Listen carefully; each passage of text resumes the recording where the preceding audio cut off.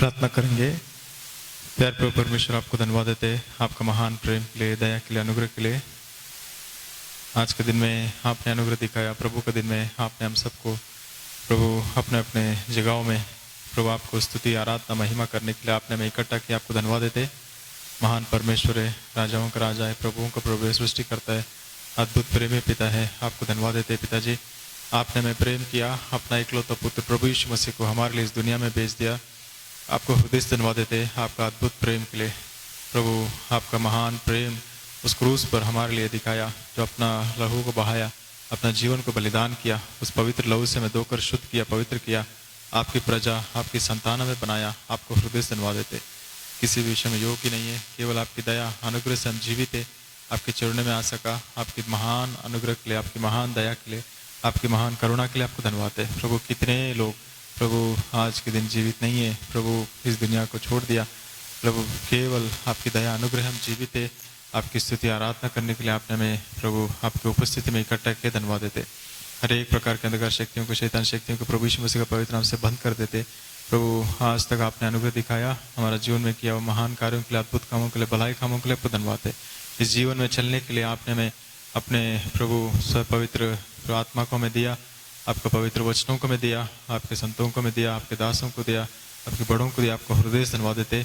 उस रीति से आज तक हमें चलाते हुए, संभालते हुए प्रभु आपके पंखों के नीचे हमें सुरक्षित रखते हुए प्रभु आप हमारा चट्टान और आपने हमारा छुपने का स्थान बनकर हमें चलाते हुए आज तक चलाया लाया। आपको धन्यवाद देते प्रभु। आपकी महान अनुग्रह करुणा दया, आपकी वात्सल्यता के लिए आपको हृदय से धन्यवाद दे। आपका करुणा प्रभु कभी भी खत्म नहीं होता है। 1000 पीढ़ी तक दया और करुणा दिखाने वाला अद्भुत परमेश्वर आपको धन्यवाद देते प्रभु। आज हम प्रभु आपको उपस्थिति में प्रभु आपके वचनों को, गीतों के द्वारा आपको स्तुति आराधना महिमा कर सके। आपके वचनों के द्वारा बातें कीजिए। एक दास को, हम सबको आपके लहू के नीचे लेकर आते हैं। पवित्र लहू से धोकर शुद्ध कीजिए, पवित्र कीजिए। देखने में, सोचने में, बोलने में, करने में जहाँ भी दुखी किया, आपका लहू से धोकर शुद्ध कीजिए, पवित्र कीजिए। हफ्ते भर आपने हमें संभाला, सहायता किया, सुरक्षित रखा। हमारा आना जाने में, सब कामों में, सब विषय में, हर एक समय में सभी के साथ रहा। धन्यवाद देते प्रभु। प्रभु आप ही आज का दिन को प्रभु आनंद का दिन प्रभु और खुशी और प्रभु हृदय में प्रभु आपको स्तुति आराधना आत्मा से करने के लिए सहायता कीजिए। आप ही हमारा बीच में रहिए। गीतों के द्वारा, वचनों के द्वारा आप ही हमसे बातें कीजिए। आपका सिद्ध इच्छा योजना को प्रकट कीजिए। आप ही अनुग्रह दिखाइए, सहायता कीजिए। हर एक जगहों में जहाँ भी आपके लोग इकट्ठा है, आपकी उपस्थिति वहाँ बीच में रखिए। आप ही संपूर्ण महिमा पाइए। संपूर्ण रीति से आपको आदर महिमा देते हुए आपकी प्रेम, आपकी दया अनुग्रह के लिए आपको हृदय से धन्यवाद देते। इन दिनों में भी आपने हमें प्रभु आराधना करने का मौका हमें दिया, स्तुति महिमा करने का मौका दिया। आपके मंदिर में प्रभु हमें इकट्ठा होने के लिए प्रभु आप प्रभु हमारे घरों का आपके मंदिर बनाया, उसके लिए आपको हृदय से धन्यवाद देते हुए प्रभु आपकी उपस्थिति हम चाहते हुए प्रभु पूर्ण रीति से आपको महिमा आदर देते हुए ये छोटी सी प्रार्थना आराधना प्रभु यीशु मसीह के नाम पे चढ़ाता हूँ। सुनो ग्राही के पिताश्री, आमीन।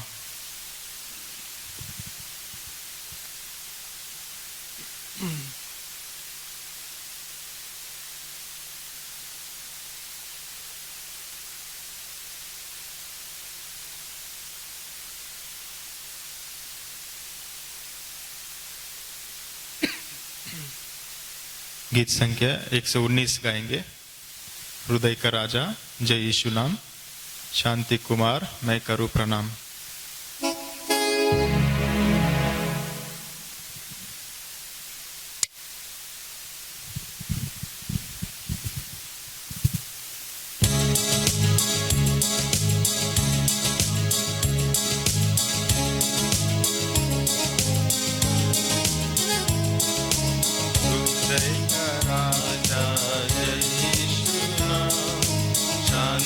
कुमार करुं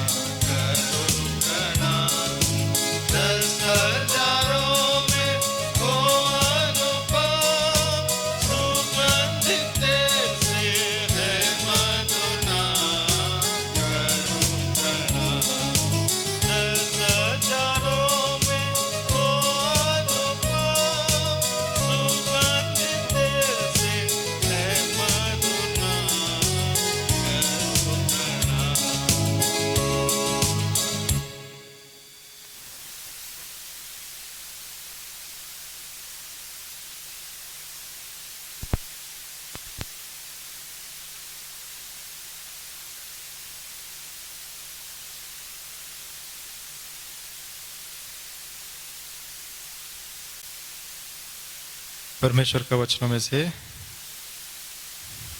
सबको जय मसीह की।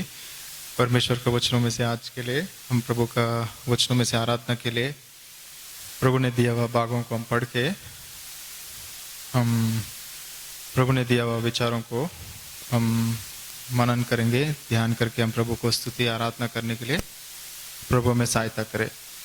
भजन संहिता 91 सैम्स 91 भजन संहिता 91 अध्याय को हम पढ़ेंगे। सैम्स 91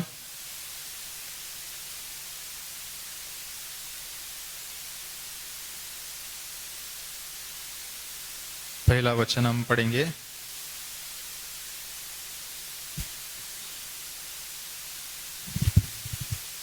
जो परम प्रधान के छाए हुए स्थान में बैठा रहे वह सर्वशक्तिमान की छाया में ठिकाना पाएगा। प्रभु इन वचनों को आशीष करे। प्रभु की सहायता के लिए छोटी सी प्रार्थना हम करेंगे।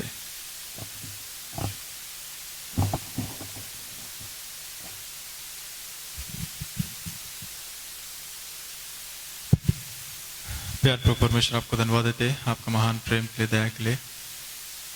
पढ़े हुए इन वचनों को आप ही आशीषित कीजिए, आप ही हमारे लिए बांट कर दीजिए। आप ही दया कीजिए प्रभु। अंधकार शक्तियों को, शैतान शक्तियों को प्रभु यीशु मसीह के पवित्र नाम से संपूर्ण संबंध कर देते। मत्ती 8:8 से 20 के अनुसार, लूका 10:19 के अनुसार आप ही हमारे बीच में रहिए। राजा और प्रभु बनकर आपकी सिद्ध इच्छाओं को पूरा कीजिए। आपके वचनों के द्वारा स्पष्टता से मैं बातें कीजिए। हमारे मनों को आपके वचन से भर दीजिए, अनुग्रह दीजिए। हर एक शैतान कामों के युक्तियों को प्रभु के नाम से बंद कर देते। दया से आप ही हमारे बीच में रहिए। आप ही संपूर्ण महिमा पाइए। हर एक विषय के लिए आपको महिमा देते हुए आपकी सहायता हम चाहते हुए प्रभु आपकी आवाज़ में सुनाइए। आत्मा से सच्चाई से आपका आराधना करने के लिए अनुग्रह दिखाइए, दया दिखाइए। आपके प्रेम, आपकी दया, अनुग्रह के लिए आपको हृदय से धन्यवाद देते हुए ये छोटी सी प्रार्थना आराधना प्रभु यीशु मसीह के नाम पे चढ़ाता हूँ। सुनो ग्रहण कीजिए पिताश्री, आमीन।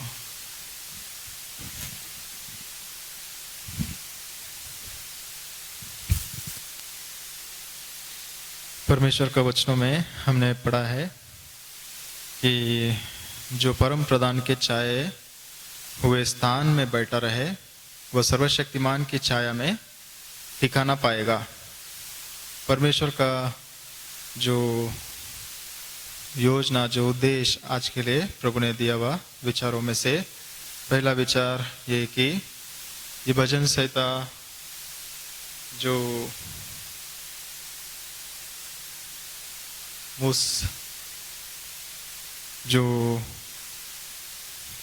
मूसा ने लिखा है, तो इन वचनों को अगर हम देखते जाएंगे तो भजन संहिता 51 पहला वचन में जो परम प्रधान के छाया में छाए हुए स्थान में बैठा रहे वह सर्वशक्तिमान की छाया में ठिकाना पाएगा। प्रभु का वचनों के अनुसार मूसा ने इन वचनों को लिखा है। इन भजन संहिता को 90 अध्याय में पूरा वो प्रार्थना करता है और 51 अध्याय में वो परमेश्वर को जो इस रीति से स्तुति आराधना महिमा करते हुए वो इस वचन को लिखता है कि यहोवा परमेश्वर हमारा रक्षक है, हमारा बचाने वाला है करके। तो यहाँ हम देखते कि सबसे पहला विचार में जब ये भजन संहिता इन्होंने तब लिखा जब वो तंबू को बनाना वो पूरा करता है। परमेश्वर ने मिस्र देश से इजराइल लोगों को छुड़ाकर उस रीति से प्रभु ने लेकर आया, उस बंधनों से और उस गुलामी से, और बचाया है और उस रीति से महान उद्धार दिया और उस समुद्र में से अलग करके लेकर आया। और एक जगह पर परमेश्वर ने मूसा से कहता है कि निर्गमन 25 अध्याय का 8 वचन में कि मैं तुम लोगों का बीच में निवास करना चाहता हूँ, इसलिए मेरे लिए एक निवास स्थान, एक पवित्र स्थान मेरे लिए बनाना। तो उस रीति से मूसा को परमेश्वर ने दर्शन दिया उस तंबू को कैसा बनाना है करके। निर्गमन 25 अध्याय से लेके वो पूरा निर्गमन में आखिरी अध्याय तक हम देखते हैं कि पूरा कैसा बनाना है, एक एक विषयों को पूरा डिटेल्स प्रभु देता है।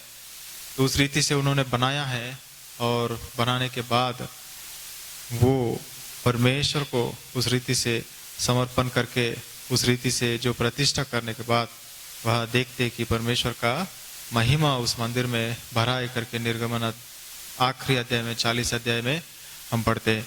तो उस रीति से उस तंबू को बनाने के बाद इस अध्याय को उन्होंने लिखा है। तो पहला वचन हमें ये बताता है कि He that dwelleth in the secret place of Most High shall abide under the shadow of Almighty। जो परम प्रधान के छाए हुए स्थान में बैठा रहे वो सर्वशक्तिमान की छाया में ठिकाना पाएगा।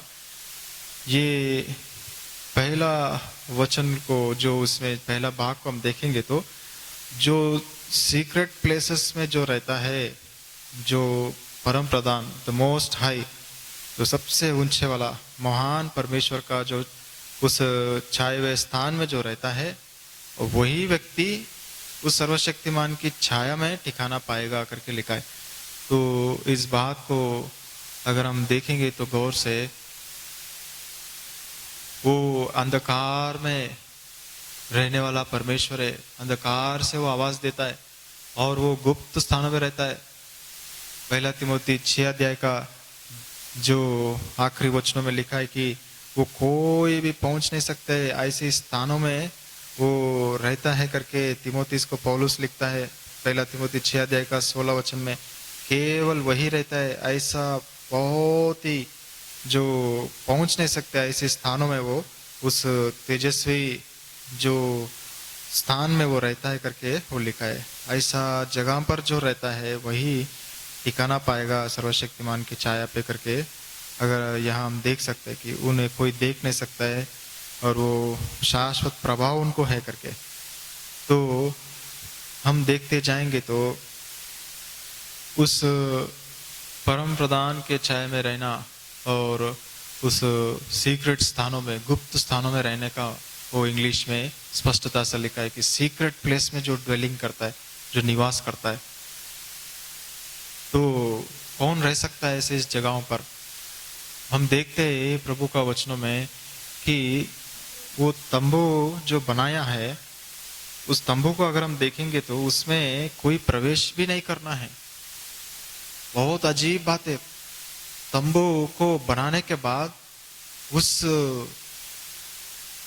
परमेश्वर का मंदिर को, परमेश्वर का घर को बनाने का उस अनुभव से ये अध्याय को उन्होंने लिखा है। लेकिन असली बात अगर हम देखेंगे तो उसमें कोई भी इजरायली उसमें प्रवेश नहीं कर सकता है। वो ऐसे स्थान में रहता है। वो मंदिर को ऐसा बनाया कि बाहर की आंगन पवित्र स्थान, अति पवित्र स्थान, वो अति पवित्र स्थान में वो निवास करता है। वहां तक तो कोई 1 साल तक अंदर जा ही नहीं सकता है। पूरे साल भर कोई भी उधर पाँव भी नहीं रखना है। साल में एक बार उधर अंदर जाके वहां उधर जो समर्पण को, बलिदान को चढ़ाता है और लहू को प्रोक्षित करते। तो ये कौन सी जो आराधना है कि मंदिर में प्रवेश भी नहीं करेंगे लेकिन प्रभु की आराधना, महिमा, स्तुति, मूसा कर रहे। हमारा जीवन में प्रभु हमसे चाहता है कि उस रीति से हम इस बातों को, इस जो प्रभु का योजना है, प्रभु के उद्देश्यों को हम समझना है करके। हम देखेंगे तो उस मंदिर में अंदर तक भी नहीं पहुंचना है, लेकिन जो परमेश्वर बोला, जैसा बोला वैसा करने में हम उनकी स्तुति, आराधना, उनकी महिमा किया समाने। उस तंबू में हम पाँव भी नहीं रखा तो भी हम उनके छाया में, उस तंबू में, उस परमेश्वर के उस प्रधान के छाए हुए स्थान में रहने का समान हो जाता है। जब हम उनके मन के अनुसार जो कहता है वो करेंगे तो, वो जो कहता है वो नहीं करेंगे और हम अपने मन के अनुसार, अपने इच्छा के अनुसार हम जिएंगे और हम मंदिर के अंदर, तंबू के अंदर और वो जो वाचा का संदूक के करीब या उसके पास भी हम बैठेंगे, उठेंगे, चलेंगे, अंदर जाएंगे, उसको पकड़ेंगे तो भी हमारा कोई ठिकाना है ही नहीं है।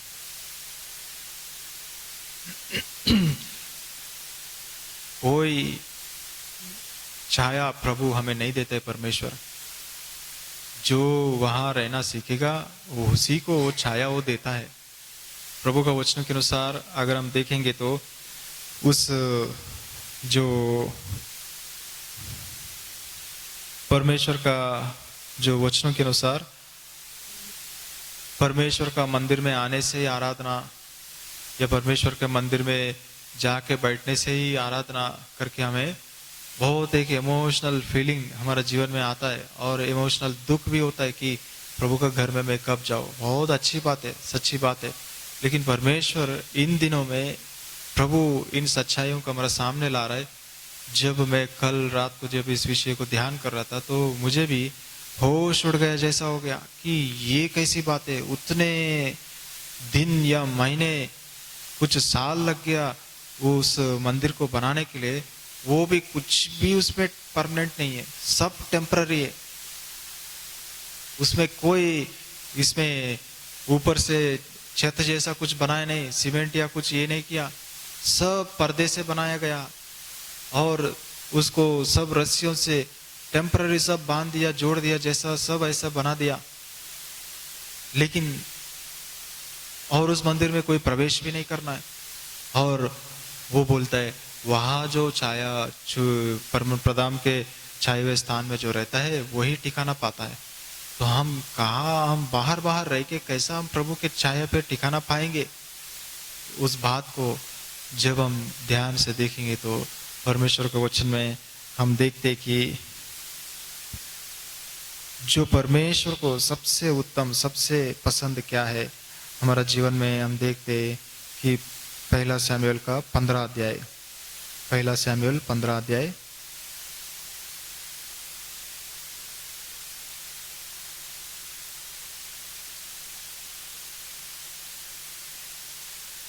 22 और 23 वचन पढ़िए। पहला शमूएल 15 अध्याय 22 और 23 वचन। शामूएल ने कहा, होम बलियों और मेल बलियों से उतना प्रसन्न बात के मानने जाने से चर्बी से उत्तम है। हाँ 23 वचन में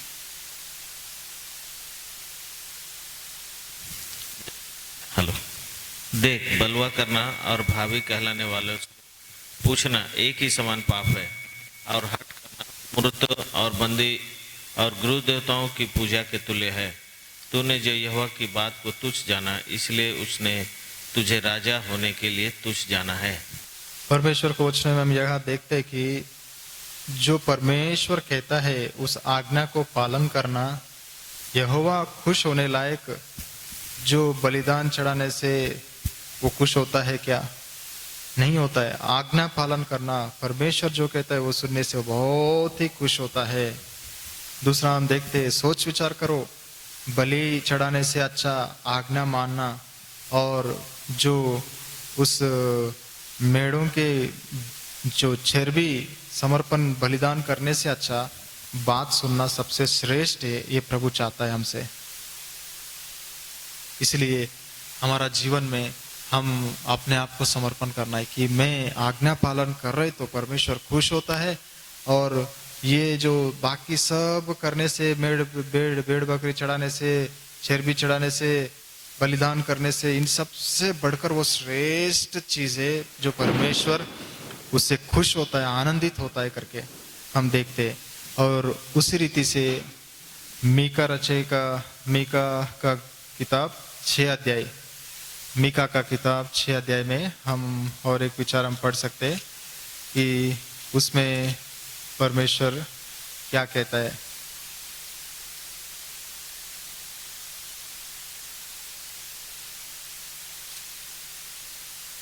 मीका का 6 अध्याय का 6 वचन से 8 वचन तक। मीका 6 अध्याय का 6 से 8 तक। मैं क्या लेकर यहोवा के सम्मुख आऊं और ऊपर रहने वाले परमेश्वर के सामने झुकूं? क्या मैं होम बलि के लिए एक वर्ष के बछड़े लेकर उसके सम्मुख आऊं? क्या यहोवा हजारों मेढ़ों से या तेल की लाखों नदियों से प्रसन्न होगा? क्या मैं अपने अपराध के प्रायश्चित में अपने पहलौठे को या अपने पाप के बदले में अपने जन्माए हुए किसी को दूं? हे मनुष्य, वह तुझे बता चुका है कि अच्छा क्या है, और यहोवा तुझसे इसे छोड़ और क्या चाहता है कि तू न्याय से काम करे और कृपा से प्रीति रखे और अपने परमेश्वर के साथ नम्रता से चले। ये परमेश्वर हमसे चाहता है। इस रीति से हम परमेश्वर को दर्शन करें, इस रीति से हम परमेश्वर की आराधना करें, ये प्रभु की इच्छा है। वो तंबू में कोई प्रवेश नहीं कर पाएंगे, उस वाचा का संदूक के पास कोई नहीं आ पाएंगे, कोई बात नहीं, लेकिन एक बात याद रखो, मैं सबसे उत्तम, सबसे जो जरूरी चीज मैं जो चाहता हूँ वो मेरा आज्ञाओं को पालन करो, मैं जो कहता हूँ वो करो। ये सबसे बड़ी मुझे आनंद देता है। मैं ऐसी आराधना को, ऐसे जीवन को ग्रहण करता हूँ, वो आराधना के समान है और मैं उससे प्रसन्न होता हूँ और मुझे वो बहुत ही पसंद है, जिससे मैं खुश होता हूँ। और यही तो मैं चाहता हूँ। परमेश्वर क्या चाहता है वो हम देने से उनके मन खुश होता है, उनके मन, उनको आराधना और महिमा किया संपूर्ण समान है।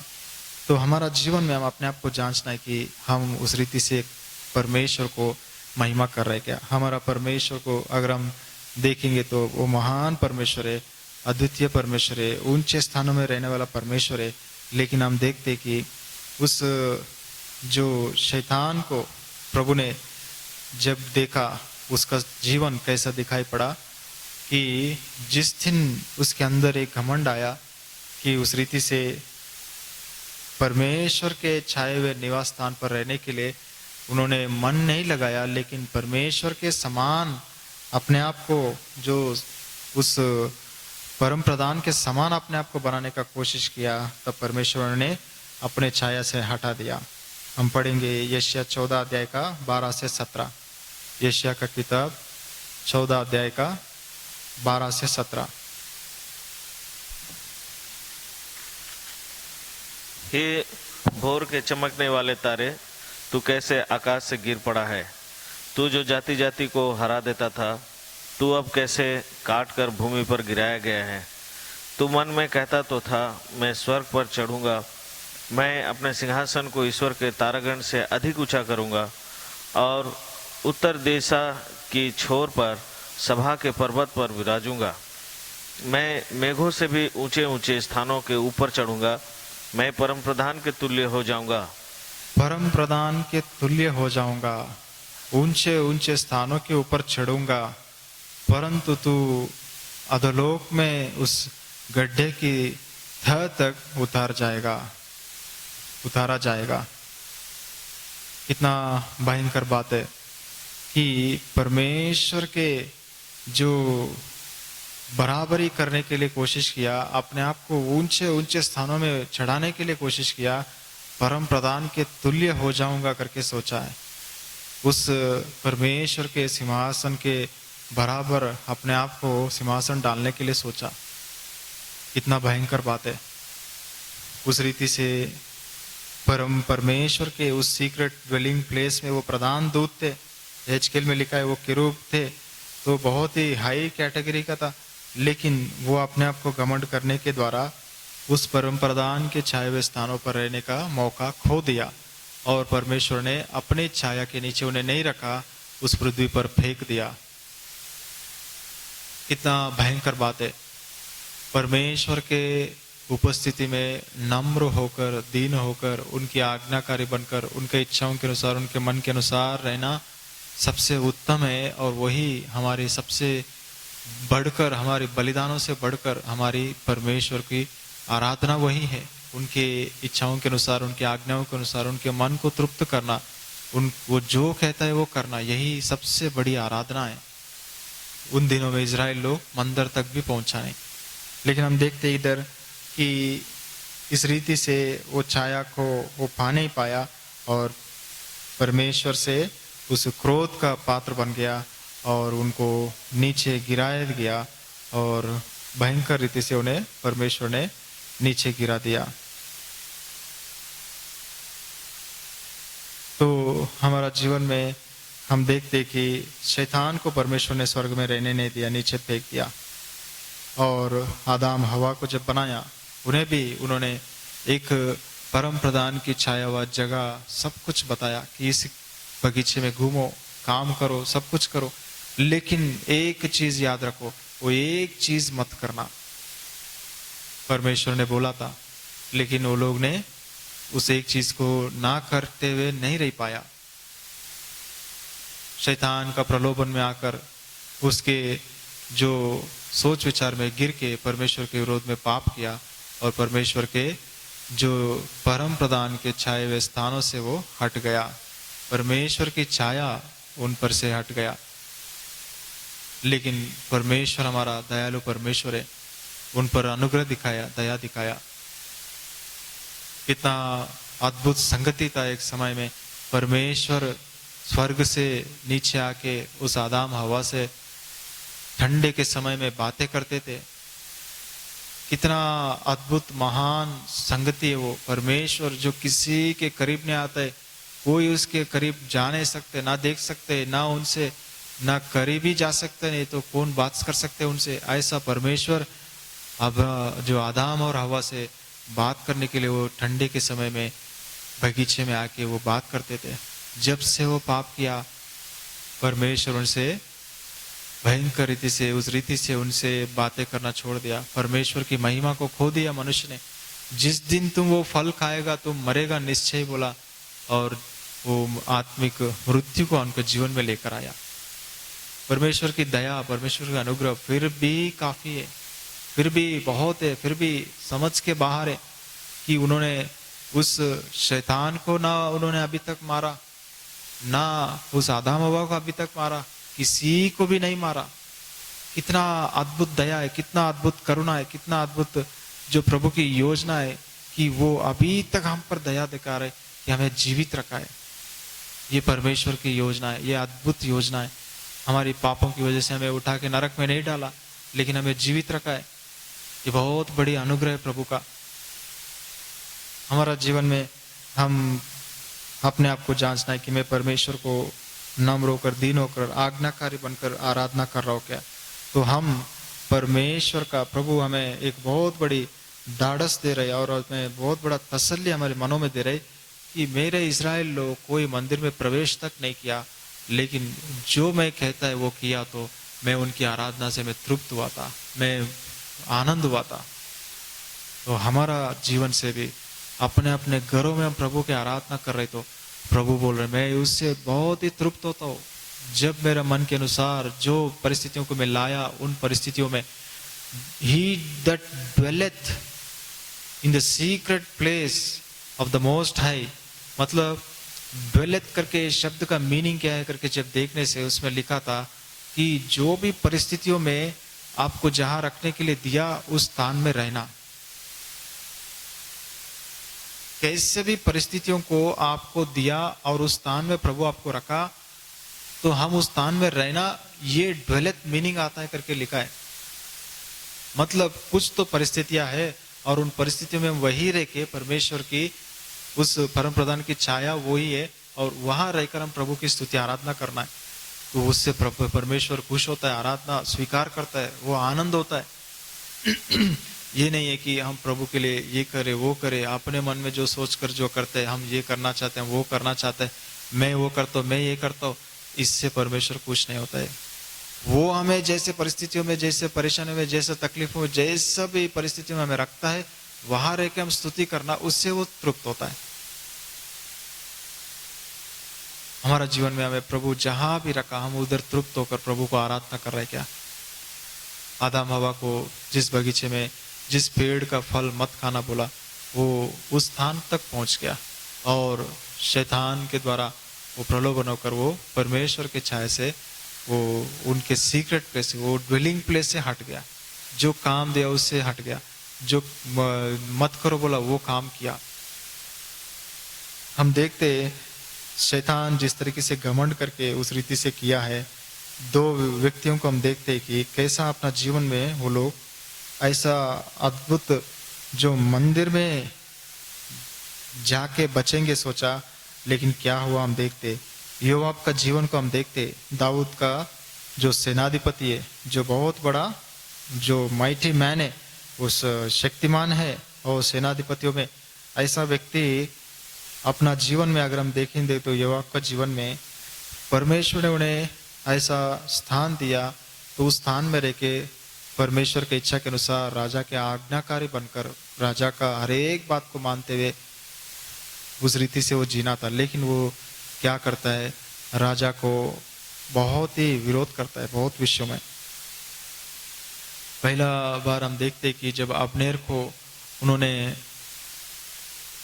राजा ने उन्हें स्वीकार किया, अब्नेर वापस आके मैं पूरा इज़राइल को इकट्ठा करूंगा और आप पूरा यूदा और इज़राइल को पूरा चलाइए, क्योंकि आप योग्य है, आप परमेश्वर के चुने हुए अभिषिक्त थे।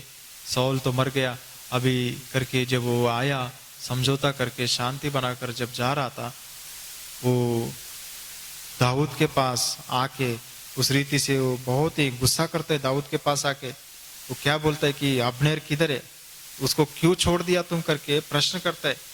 दूसरा शमूएल 3 अध्याय का 22 से लेके 29 वचनों में हम देखते हैं।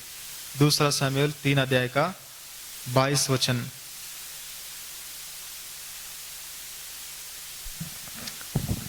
तब दाऊद के 24 वचन पढ़िए ब्रदर। तब योआब ने राजा के पास जाकर कहा, तूने यह क्या किया है?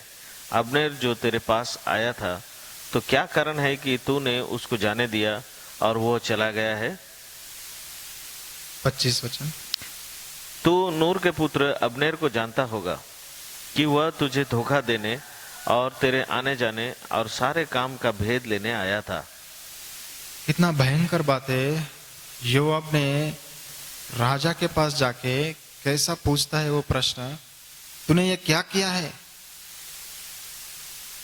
याद रखिए, ये शैतान का गुण है, ये लूसीफर का गुण है, ये परम प्रधान के सिंहासन के बराबर अपने आप को करने का गुण है। ऐसी आराधना परमेश्वर ऐसे बिल्कुल नहीं चाहता है हमसे, कि हम उस रीति से प्रश्न करने वाला परमेश्वर की योजनाओं को, परमेश्वर के कामों को, प्रभु के दासों को, प्रभु के बड़ों को, प्रभु के लोगों को हम प्रश्न करके, धमकी देके और ऐसा झगड़ा करने वाला जैसा बातें करना, बिना डर बिना भय उनको कम किया जैसा बातें करना, इससे योआब का स्थिति हम देखते कितना भयंकर हुआ था। पहला विषय उन्होंने क्या किया, राजा को प्रश्न पूछा, तू ये क्या किया तुमने ऐसा करके, और चुपचाप जाके योआब ने दाऊद के पास से निकलकर 26 वचन, अब्नेर से पूछ से दूत भेजे और वे उसके सारी नामक कुंड को लौट ले आया, परंतु दाऊद को इस बात का पता न था। जब अब्नेर हेब्रोन को लौट आया, तब योआब उसके एकांत में बातें करने के लिए उसको फाटक के भीतर अलग ले आया और वहां अपने भाई आसाहेल के खून के बदले में उसके पेट में ऐसा मारा कि वह मर गया। कितना भयंकर बात है। साइलेंट में पीछे पीछे जाके कुछ बातें करना है, जो दाऊद के पास से निकल के कुछ बातें करना है करके बुलाया अब्नेर को वापस, और बुला के साइड में ले गया, अकेले में ले गया, थोड़ा अकेले में बात करना है करके धोखा दिया और उधर अचानक से चाकू निकाल के पेट में मार दिया। ये अब्नेर का काम, ये योआब का काम है। उसी रीति से परमेश्वर के विरोध में घमंड किया और शैतान को नीचे पका, तो वो बदले में शैतान ने अपने संतान, परमेश्वर के संतान, परमेश्वर का पुत्र का जो पहले संतान को अकेले में उस बगीचे में कोने में आके धीरे से बात करके धोखा देके, तुम लोग स्वर्गदूतों की तरह रहेगा, इसे खाने से कुछ नहीं मरेगा, तो हमेशा के लिए जीवित रहेगा, तुम्हारा आंखों के लिए, तुम्हारा बुद्धि के लिए, तुम्हारा ज्ञान के लिए, जीवन के लिए अच्छा है करके उस रीति से वो फल खाने के लिए प्रलोभन किया और उन्हें परमेश्वर का विरोध में पाप करने लायक किया। योआब का जीवन हम देखेंगे तो बराबर उस शैतान के मार्ग में ही चल रहा था। दूसरा बार हम देखते कि उन्होंने क्या किया, जो परमेश्वर जो बोला उस बातों को वो अनाज्ञाकारीपन दिखाया। वो राजा को वो धमकाता था कि जब वो अबशालोम को मारने के लिए परिस्थिति आया तो राजा ने पहले ही बोला था कि मेरे लिए उस जवान अबशालोम पर दया करो, लेकिन उस पर दया नहीं किया। जब मिला तो हाथों में उन्होंने उसको मार दिया, बेरहम उसको मार दिया। वहां भी हम देखते राजा का पुत्र को उन्होंने अबशालोम को मारा कि उस रीति से उन्होंने बिना दया बिना करुणा उसको मार दिया। राजा का आज्ञा कहा गया और सेवा कर रहे किसके लिए? राजा के लिए सेवा कर रहे। और जो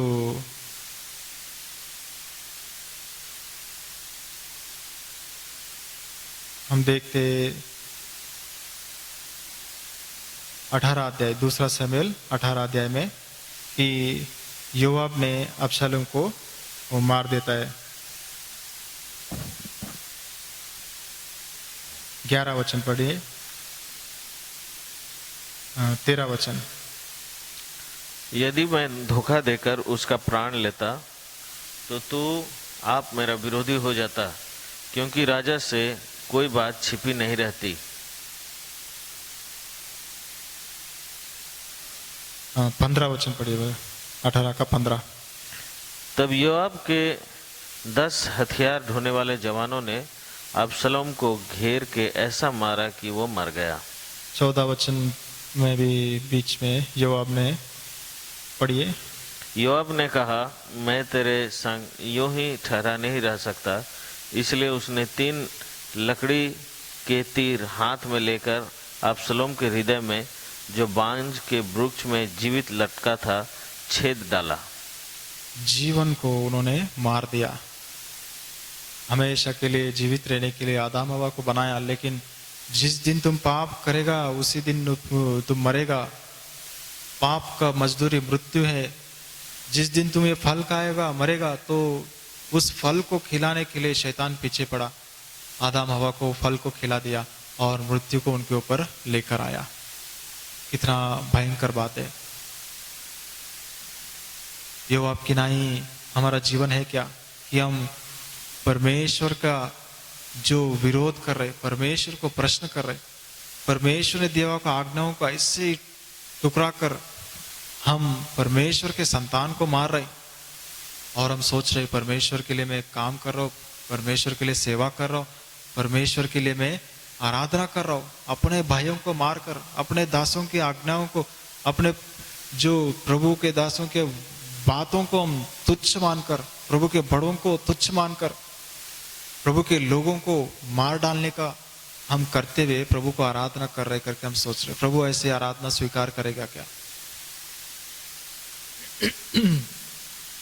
हम देखते इस रीति से जब दाऊद रोता है, अबशालोम अबशालोम मेरा बेटा करके 20,000 लोग इजराइल में मरे थे, तो योआब आके उस समय में बोलता है, उनको धमकाता है, अगर तुम उठ के अभी सामने आके सभी से बात नहीं करेगा, इजराइल लोग तुम्हारे लिए लड़ा है, इतना किया है, तो इतना तुम्हारे लिए प्राण दे दिया, यहाँ तक बोलना ठीक था, आप ऐसा क्यों कर रहे राजा करके, सबसे सामने आके बात कीजिए करके। लेकिन वो कैसा बोलते उस बात को कि धमकी देते हुए कहता है कि जो उस रीति से तुम अगर अभी आके नहीं करेगा तो मैं तुम्हें एक भी सैनिक को तुम्हारा सामने खड़ा नहीं रहने दूंगा, और तुम्हारा बचपन से लेकर अभी तक देखा नहीं होगा ऐसा दुख मैं तुमको दूंगा करके वो धमकी देता है। पढ़िए जो दूसरा शमूएल 19 अध्याय का, दूसरा शमूएल 19 अध्याय का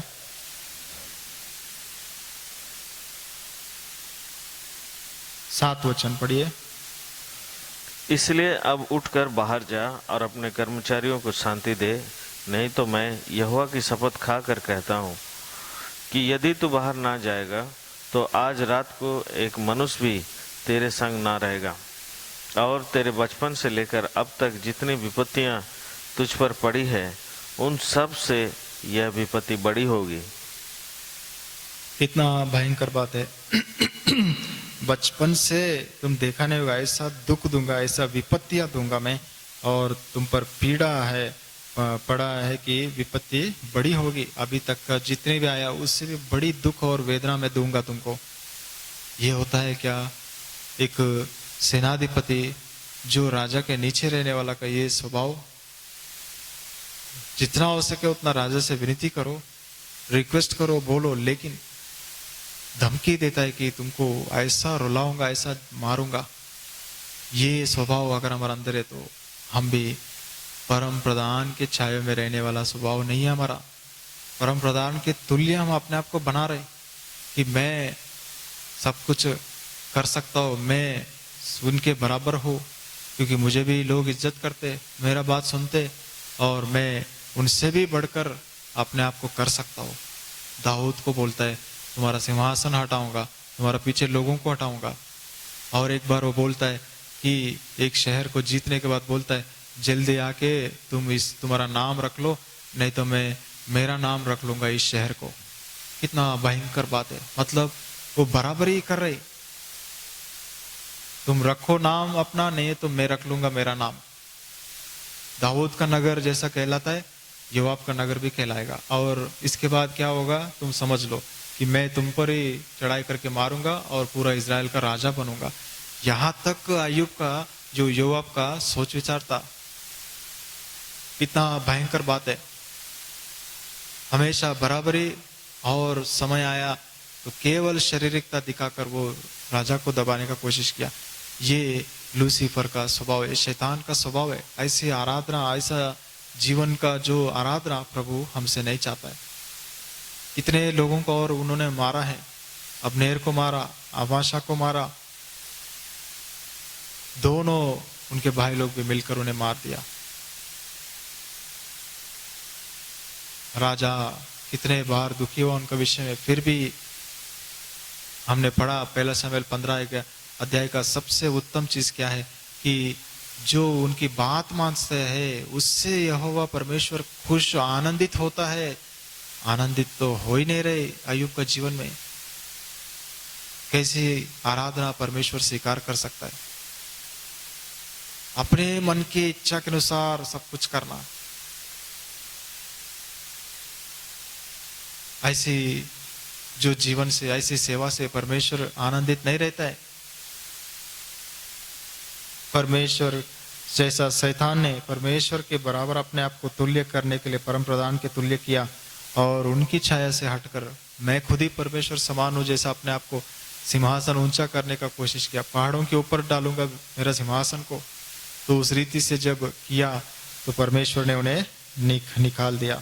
उस रीति से अय्यूब का जीवन को भी, योआब का जीवन को भी हम देखते कि उनका जीवन, एक दिन राजा ने बोला कि सोलोमन को, अय्यूब को, योआब को मत छोड़ना, कि उन्होंने जो अब्नेर को और अमाशा को मारा, जो अमाशा उस रीति से सभी इजराइलियों को राजा की तरफ करने वाला था।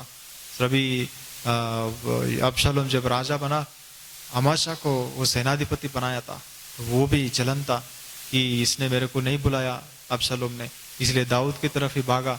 लेकिन जब राजा ने भी बोला कि योआब को हटाकर तुम्हें मैं जरूर बनाऊंगा सेनाधिपति बोलने से, रास्ते में अबशालोम के पीछे भागने की जगह पर अबशालोम को छोड़कर उस अमाशा को पेट में मार के मार दिया।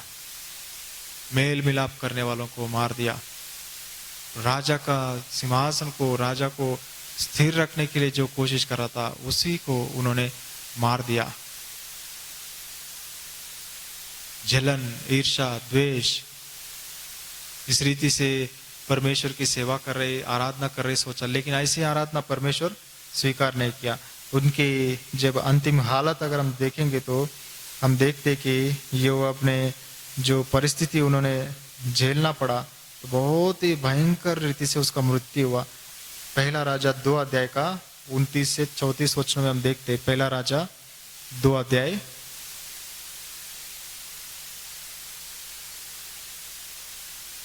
पहला राजा 2 अध्याय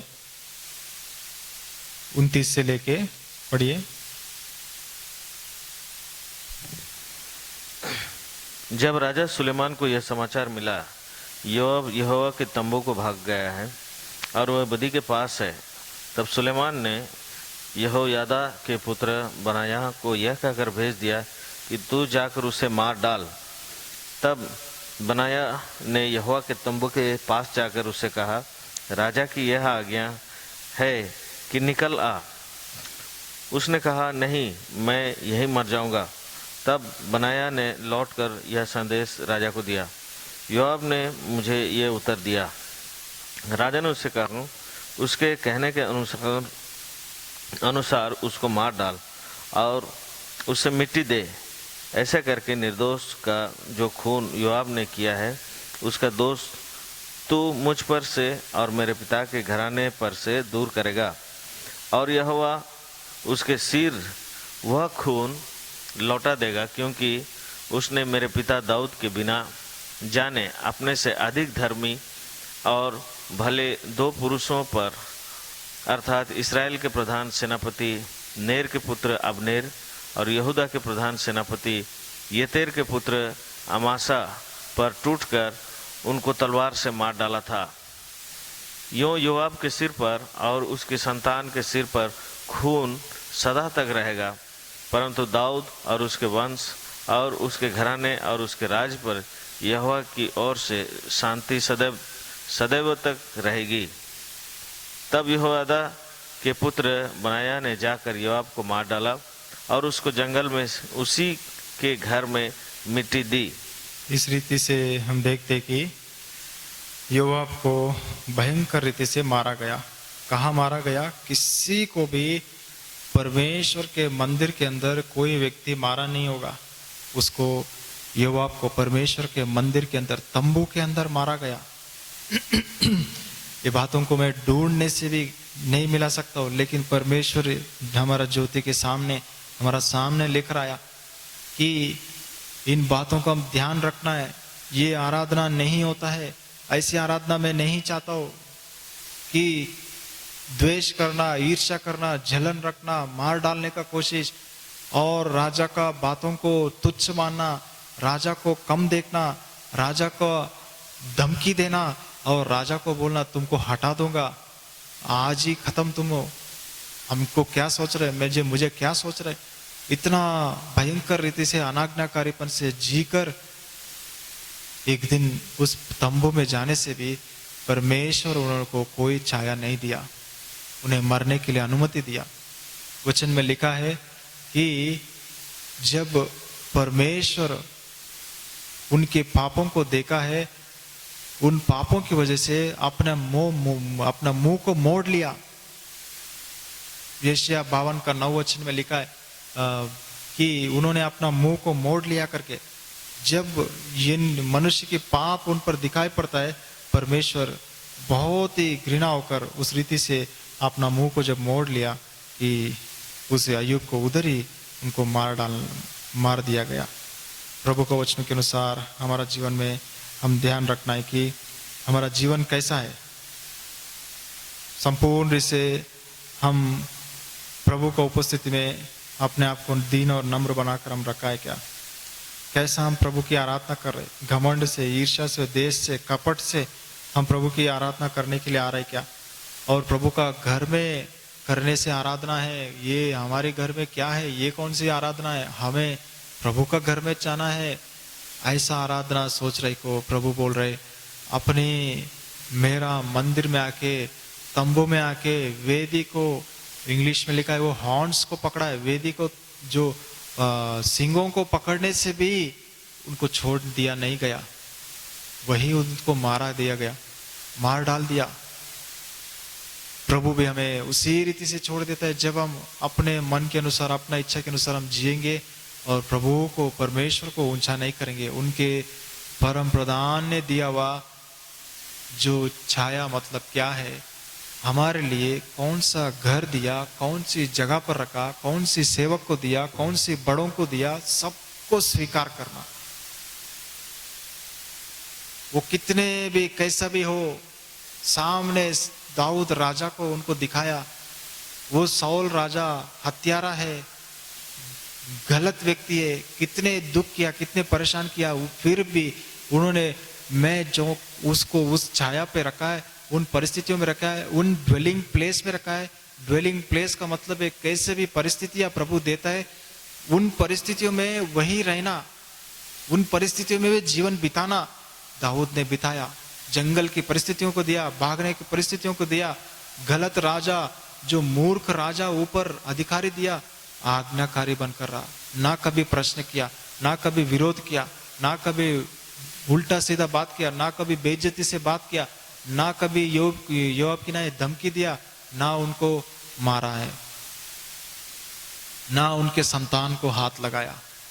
योनातान को छोड़ दिया और उस रीति से उसके बदले में योनातान को कभी भी वो मार सकता था, लेकिन वो इतना प्राण जैसा प्रेम किया एक दूसरे से। वो दोनों मरने के बाद मेफीबोशेत को उन्होंने अपना भयंकर जो अद्भुत दया और करुणा उन्होंने दिखाया। ऐसी जीवन, ऐसी आराधना से प्रभु तृप्त होता है। लेकिन योआब ने ये सब नहीं सीखा, इस रीति से परमेश्वर की आराधना नहीं किया, उन्होंने अपने मन से जीवन बिताया और बीच में हटाए प्रभु उन्हें आखिरी तक रहने दिया। तो हमारा जीवन में भी सोचना है कि मैं जीवित हूँ, मैं चल रहा हूँ, मैं कुछ भी करने से चलता है, पूरा इज़राइल मेरा बात सुनता है, ये मत सोचिए। एक दिन परमेश्वर के मंदिर में मेज को पकड़ने से भी, स्टेज को पकड़ने से भी, माइक को पकड़ने से भी बचाने वाला कोई नहीं रहेगा। परमेश्वर कोई देगा, कोई रहम नहीं देगा। जिस दिन आपका समय पकेगा उस दिन कोई नहीं बचा सकते। आज आप किसी को भी धमकी दे सकते, किसी को भी भगा सकते, किसी को भी प्रश्न कर सकते, किसी को भी उल्टा सीधा कर सकते, किसी को भी बेइज्जती कर सकते, किसी को भी ना स्वीकार करके धमका के उस रीति से आप आराधना कर रहे सोचेंगे मैं मंदिर में आता हूँ, मंदिर में करता हूँ, प्रभु ने दिया हुआ लॉकडाउन का परिस्थिति में मैं नहीं रहता हूँ, ऐसा अगर हम घमंड करेंगे और प्रभु ने दिया हुआ कैसे भी परिस्थितियों में, कैसे भी बड़े प्रभु के दास, प्रभु के लोगों के, प्रभु के मंडली कैसे भी हो उसके साथ दिया हो, तो इस मंडली में नहीं रहता हूँ, उस मंडली में नहीं रहता हूँ, यहाँ ऐसा चलता है, वहाँ वैसा चलता है, ये गलत है, वो गलत है, ये ठीक नहीं है, आप क्या कर रहे, ना प्रश्न करके शमूएल की नहीं, सब कुछ आंखों से देखते हुए, रोते हुए, प्रार्थना करते हुए रहना है। लेकिन हम विरोध करेंगे तो ये आराधना प्रभु को तृप्त नहीं है, प्रभु आनंदित नहीं होगा और प्रभु एक दिन हमें उस छाया से हटा देगा। तब हम उनकी छाया से एक बार हट गया, हम वेदी पकड़ो, कुछ भी पकड़ो, हम बचने वाला नहीं है। इसलिए हम कैसी आराधना प्रभु को कर रहे, हमारा जीवन उस रीति से पाप करके, परमेश्वर के विरोध में पाप करके हमारा स्थिति कहाँ है। परमेश्वर के वचन में हम लिखा है कि लूका रचित सुसमाचार का 1 अध्याय का जो 79, लूक 179 पढ़िए, हमारा जीवन कैसा है।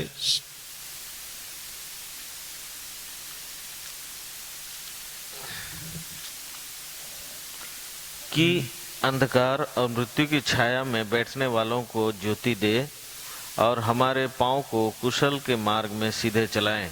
हमारा जीवन अगर हम देखेंगे तो उस अंधकार की और जो मृत्यु की छाया में हम चले गया। पाप के कारण, पाप जो करता है, आज्ञाकारीपन ही पाप है। पाप का जो तनका है, वेतन है, वो मृत्यु है। और वो मृत्यु की छाया में, अंधकार की छाया में ज्योति से अलग होकर हम वहां बैठा हुआ है। हमें बचाने के लिए परमेश्वर ने अनुग्रह दिखाया, दया दिखाया। हम नाश होना वो देख नहीं पाया, हमें प्रेम करके अपना पुत्र प्रभु यीशु मसीह को इस दुनिया में भेजा। प्रभु यीशु मसीह आके हमारे लिए अपना जीवन को बलिदान कर दिया, क्रूस पर लहू बहाया। हमने किया हुआ हर एक पापों के लिए उन्होंने क्रूस पर लहू बहाया। जो कोई उसके लहू से धुलकर प्रभु मैं पापी हूँ मुझे क्षमा कीजिए, छोटी सी प्रार्थना करेगा, पश्चाताप करेगा, प्रभु उनके पापों को क्षमा कर देता है। क्रूस से जो निकलने वाला एक अद्भुत आशीष ये है कि अगर एक बार भी कोई भी व्यक्ति कहीं से भी मैं पापी हूँ प्रभु मुझे क्षमा कीजिए बोलेगा, सब पापों को मानेगा, वो तुरंत क्षमा पाता है। योआब ने जीवन भर इतने गलत कामों को किया, राजा के विरोध में किया, राजा सहन किया, लेकिन वो अपने मन के अनुसार जीवन बिताया। एक बार भी उन्होंने पश्चाताप नहीं किया। राजा का पुत्र अबशालोम को मारा, अब्नेर को मारा, अमासा को मारा, लेकिन एक बार भी उन्होंने पश्चाताप नहीं किया। मैं गलत किया, मुझे क्षमा कीजिए तक भी नहीं बोला।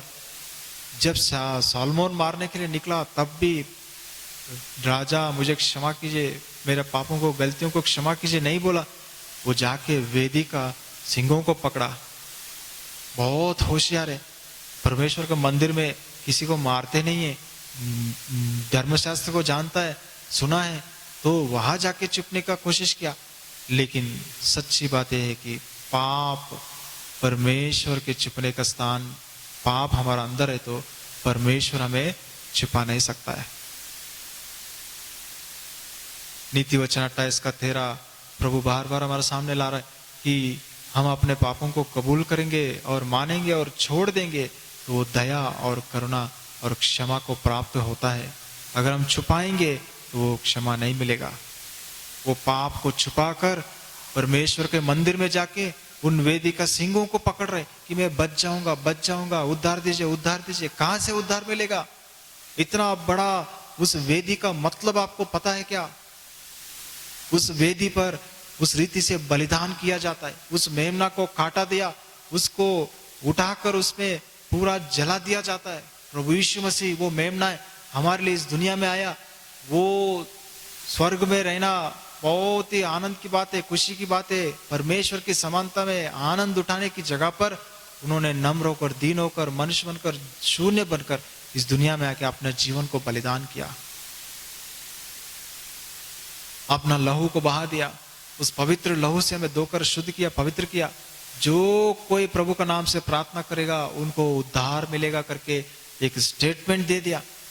यीशु का लहू हमें सब पापों से शुद्ध करेगा। अभी तक जो पापों को ना मानकर मंदिर में आ रहे और ये कर रहे, वो कर रहे, और मैं प्रभु की आराधना कर रहा हूं, सोच रहे आपकी आराधना प्रभु सुना ही नहीं है, ना स्वीकार किया। उद्धार पाकर एक दूसरे को मार डालते हुए, झगड़ा करते हुए, द्वेष करते हुए, संपूर्ण क्षमा ना करते हुए, ऐसे हम द्वेष को, ईर्ष्या को, जलन को, पिछली बातों को मन में रख के हम प्रभु को आराधना कर रहे, तो प्रभु उस आराधना को स्वीकार नहीं किया आज तक, ना करेगा।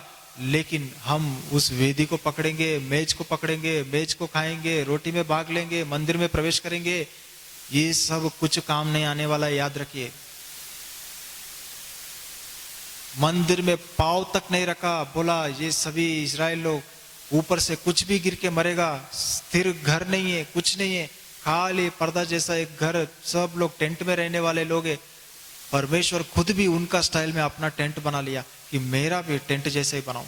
जब तुम लोगों को मैं सिटी में बसाऊंगा तब मेरे लिए सिटी जैसा मंदिर बनाएगा, तब तक अभी मैं भी तंबू में चलूंगा आप लोगों के साथ। क्या नम्र, दीन और अद्भुत परमेश्वर है। अपने आप को, अपनी महानता, अपनी स्वर्गीय महिमा को जब वो पृथ्वी पर अपने लिए मंदिर बनाने के लिए कहा, उनकी जैसा ही तंबुओं में उन्होंने बनाने के लिए कहा, मेरा भी एक तंबू बना दो। ऐसे परमेश्वर की छाया में रहना, परमेश्वर की आज्ञाओं को मानना कितना सुंदर है, कितना अच्छा है, कितने अद्भुत आराधना है वो। लेकिन हम सोच रहे एक दूसरे को दबा के, एक दूसरे को द्वेष करके, क्षमा ना करके हम सोच रहे हम प्रभु की आराधना कर रहे, प्रभु के कामों को कर रहे, प्रभु को सेवाओं को उठा रहे, प्रभु की जिम्मेदारियों को उठा रहे, प्रभु की मेज को छू रहे, हम आराधना कर रहे, सोच रहे। लेकिन प्रभु बोल रहे ऐसी आराधना से मैं तृप्त नहीं हुआ आज तक, ना होऊंगा जब तक तुम संपूर्ण मन से पश्चाताप ना करेगा। हम कौन सी छाया में अगर ऐसा योआब का जीवन को बिता रहे, मंडली में एक दूसरे को द्वेष जलन करते हुए हम प्रभु के जीवन बिता रहे, तो हम योआब का जीवन में है, मृत्यु के छाया के नीचे है। कभी भी मृत्यु हमें पकड़ सकता है, मरेंगे, युगान युग जलने वाला नरक में जाएंगे।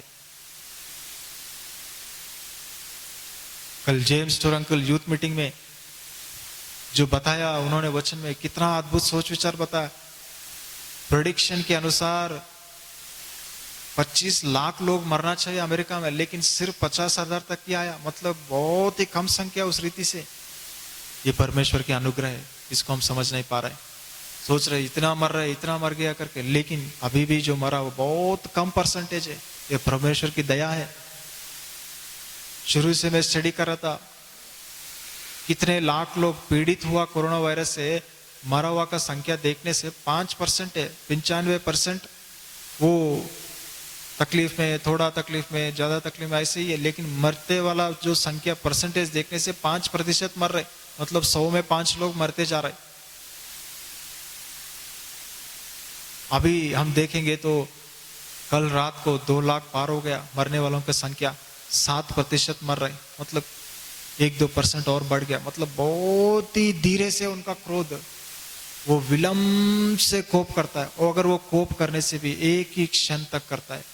उनकी दया को, उनकी करुणा को हम ना समझकर, ना हमारा जीवनों को सुधार कर हम आराधना करेंगे, हम मेज में भाग लेंगे, हम रोटी तोड़ेंगे, हम ये करेंगे वो करेंगे, जीवन को नहीं सुधारेंगे और प्रभु का वेदी को छूने के लिए हम हिम्मत करेंगे। प्रभु इसीलिए थोड़ा ब्रेक दे दिया। अपने आप को अच्छे से जान लीजिए, अच्छे से जांचिए। मैं बोल रहा हूँ, ये लॉकडाउन का मतलब क्या है? मंदिर में प्रवेश तक नहीं किया, मंदिर में एक इजरायली भी पाँव नहीं रखा, उस अति पवित्र स्थान में एक भी साल भर में प्रवेश नहीं किया। लेकिन मैं उनकी छाया बनकर रहा उस जंगल में। उन लोगों को कहां से लेकर गया?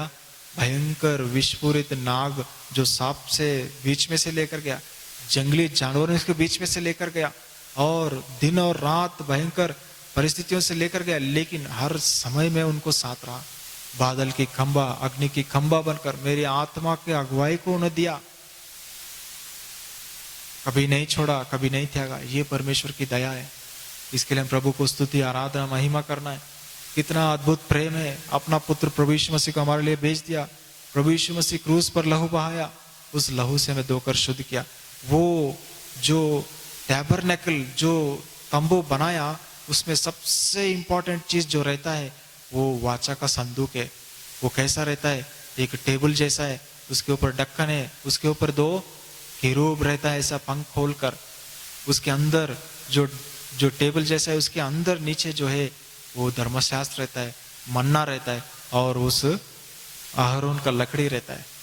वो वहां से परमेश्वर की आवाज निकलता है, परमेश्वर की उपस्थिति वहां से आता है। करुणा का ढक्कन जो है, उसका नाम ही करुणा का ढक्कन है। प्रभु यीशु मसीह हमारा करुणा का धनी है। हमारी पापों के लिए हमें शिक्षा नहीं दिया, लेकिन हमारे पूरे पापों को अपने ऊपर उठाया और अपने परमेश्वर से उन्होंने संगति खो दिया। हमें वापस मिलाने के लिए अपने परमेश्वर से संगति खोया, अपने परमेश्वर के साथ रहने का संगति खोया, स्वर्ग को छोड़कर आया, परमेश्वर के मंदिर को छोड़कर पापी पृथ्वी पर आया। बहुत खुश हुआ परमेश्वर, मेरा बेटा का सेवा से मैं बहुत खुश हूं। मेरा मंदिर छोड़ के गया, मेरी आराधना करते हुए रहता था, हमेशा मेरे साथ रहता था, आराधना पाता था, उससे छोड़कर, सिंहासन छोड़कर नीचे चले गया। उसकी सेवा से मैं बहुत खुश हूं। मंदिर में खाली है सिंहासन उसका, लेकिन मैं बहुत खुश हूं इसकी सेवा से। अगर हम मन से परमेश्वर जो बोला वो कर रहे, परमेश्वर को अपने आप को बलिदान कर रहे, समर्पण कर रहे, जो कहता है वो कर रहे, तो हम मंदिर में पाँव नहीं रखने से भी, मेज में भाग नहीं लेने से भी परमेश्वर हमसे धन्य और खुशी और आनंदित होता है। याद रखिए, यूहन्ना उस आखिरी पुस्तकों को लिखा है, होने वाला चीजों को लिखा है। भयंकर विषय होगा, विपत्ति आएगा, युद्ध होगा, भूकंप होगा, ये सब लिखा है। कोई मंदिर नहीं था, कोई रोटी का सहभागिना नहीं था। जो फेंकेंगे वो खाना है, जो देंगे वो खाना है। पद्मास में, वो जेल में वहां पड़ा हुआ था, बंधनों में, वहां से परमेश्वर ने दर्शन दिया। परमेश्वर की इच्छा के अनुसार जीना ही परमेश्वर की आराधना, परमेश्वर की मेज, परमेश्वर की मंदिर, परमेश्वर का सब कुछ है। धोखा नहीं खाइए, धोखा मत खाना है। हमारा जीवनों को हम परखेंगे, सच्ची आराधना करने के लिए अपने आप को सौंपेंगे। प्रभु के वचन में हम देखते कि नेहमिया का किताब में भी हम देखते 6 अध्याय का 10 से 14 वचन में, नेहमिया का किताब 6 अध्याय 10 से 14 में हम पढ़ते हैं कि नेहमिया को बार बार परेशान करता है मंदिर बना रहे तो, कि उसको बोलता है कि एक बार अचानक से कि चलो मंदिर में छुप जाएंगे, नहीं तो वो लोग आके मारेंगे। मंदिर में तो नहीं मारेंगे, छिप जाएंगे बोलने से नेहमिया का जवाब क्या है? पढ़िए 10 और 11 वचन। फिर मैं समाया के घर में गया तो दलाया का पुत्र और महतवेल का पोता था, वह तो बंद घर में था। उसने कहा, आ हम परमेश्वर के भवन अर्थात मंदिर के भीतर आपस में भेंट करें और मंदिर के द्वार बंद करें, क्योंकि वे लोग तुझे घात करने आएंगे, रात ही को वे तुझे घात करने आएंगे। परंतु मैंने कहा, क्या मुझ जैसा मनुष्य भागे? और मुझ जैसा कौन है जो अपना प्राण बचाने को मंदिर में घुसे? मैं नहीं जाने का। मैं नहीं जाऊंगा। नेहम्याह का जवाब है, क्या बोल रहे? मैं मंदिर में जाके नहीं छुपूंगा।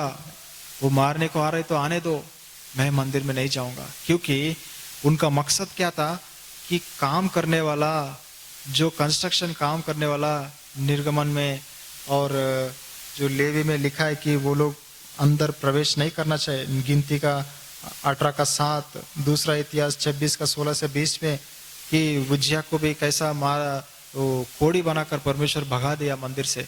कि जब वो घमंड होकर याजक लोग की जगह पर चढ़ के मैं करता हूँ सेवा, मैं बलिदान देता हूँ, मैं ये वेद अर्पण चढ़ाता हूँ करके हाथ लगाया, तो प्रभु ने उसके हाथ को सुखाया और उसको खोड़ी बना दिया। जीवन भर वो खोड़ी बनकर रहा। नेहम्याह का विषय में हम देखते कि मंदिर में प्रवेश तक नहीं करूंगा मैं। वो सब जानते हुए नेहम्याह बहुत ध्यान से, ये लोग मुझे गलत करवा के निंदा इल्जाम लगाने के लिए, तुम कैसा मंदिर में प्रवेश किया करके दोष लगा सकता है। जब बुला रहे तो 5 बार बुलाया, बातें करेंगे, आ जाओ, प्रभु का काम रुक जाएगा करके, तो नेहम्याह नहीं गया। तो इस तरीके से बुलाया कि पैसा देके उस जो एक व्यक्ति को उसको वो खरीद लिया। वो लोग, उनका नाम है शमाया के घर में गया, जो दलाइया का पुत्र और महतबेल का पोता था। इतना भयंकर व्यक्ति है कि वो पैसे को वो खरीद लिया गया उसको, और वो मंदिर में प्रवेश करा के उसको दोषी ठहराने का कोशिश किया। लेकिन मैं कैसा जाऊं मंदिर में, मैं नहीं जाऊंगा। अपने आप को दीन और नम्र बनाया। परमेश्वर ने नेहम्याह को आशीष किया। उसी अध्याय में आखिरी वचन लिखता है, 52 दिनों में यरूशलेम का दीवार पूरा खड़ा हो गया। गिरा हुआ जला हुआ दीवार को उन्होंने वापस खड़ा कर दिया। मंदिर में प्रवेश तक नहीं किया। हमारे गिरा हुआ जीवनों को प्रभु ठीक करने के लिए ये अनुभव हमें दिया। मंदिर में पाँव रखो मत भय, आओ मत भय, ये प्रभु का आवाज है। तुम अपना जीवन को पहला ठीक ठाक करो, पवित्र करो अपने हाथों को, अपना जीवनों को। ऐसी आराधना मैं चाहता हूं। तुम कैसा आराधना कर रहे?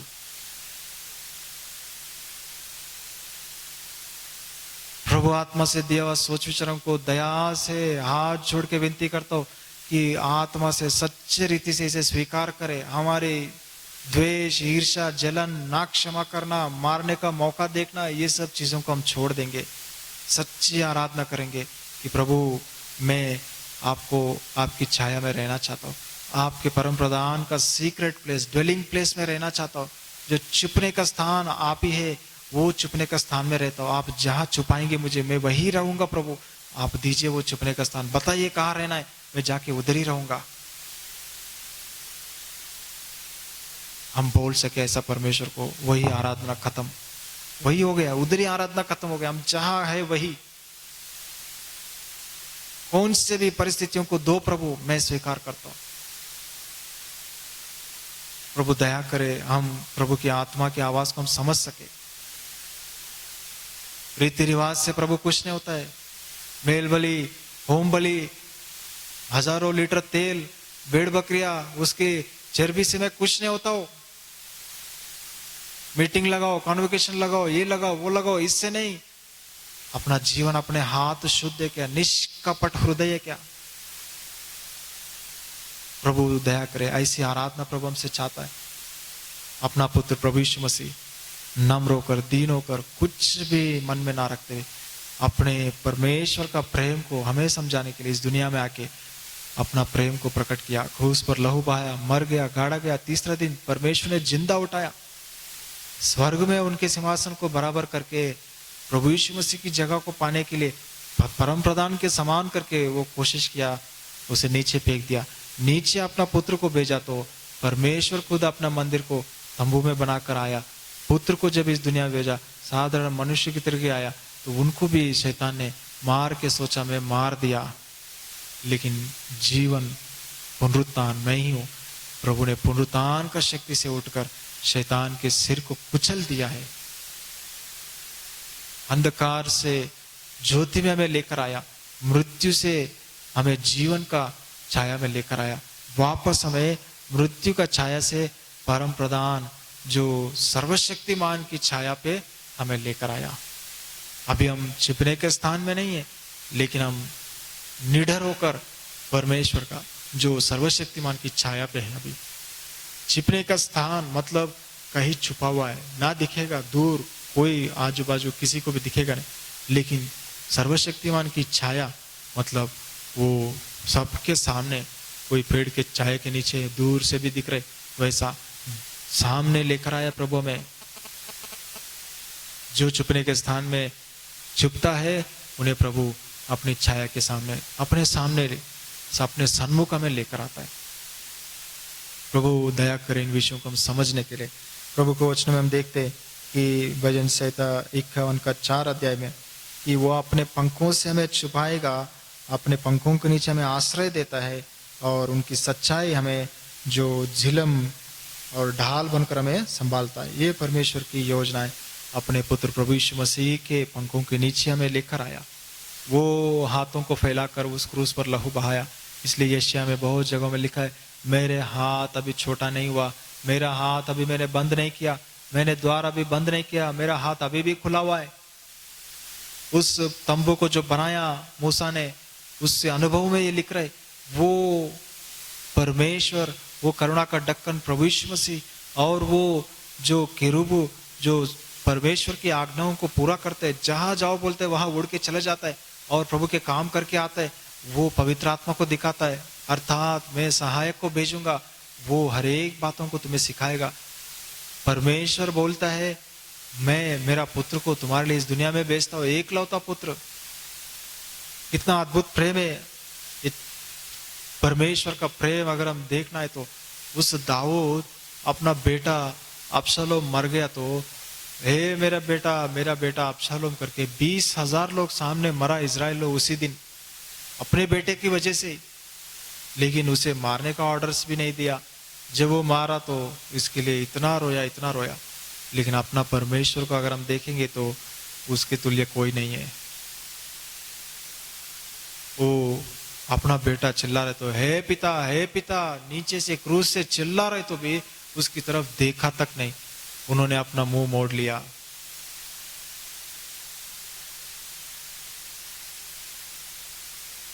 पूरा दुनिया का पाप प्रभु यीशु मसीह पर लाद दिया और कुचलने दिया, और ये परमेश्वर को बाता हुआ और अच्छा लगा, और वो पिताजी करके चिल्ला रहे तो भी उनके तरफ भी देखा नहीं। ये हमारा परमेश्वर का प्रेम है। उसकी प्रेम से हम बच गया, उनकी प्रेम से हम बच गया। प्रभु यीशु मसीह अपने आप को बलिदान किया।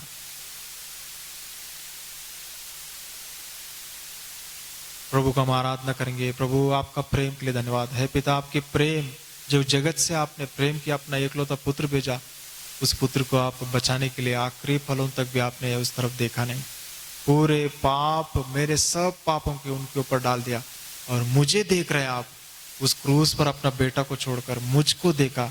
मैं मृत्यु के छाया में बैठा हुआ, मुझे आपकी छाया में लेकर गया। कितना अद्भुत बात है। वो केरूबों के जो पंख वो दिखाता है पवित्र आत्मा, अभी हमें उनकी छाया में लेके गया। मतलब क्या है? वो पवित्र आत्मा के छाया में हमें लेकर आकर रखा है।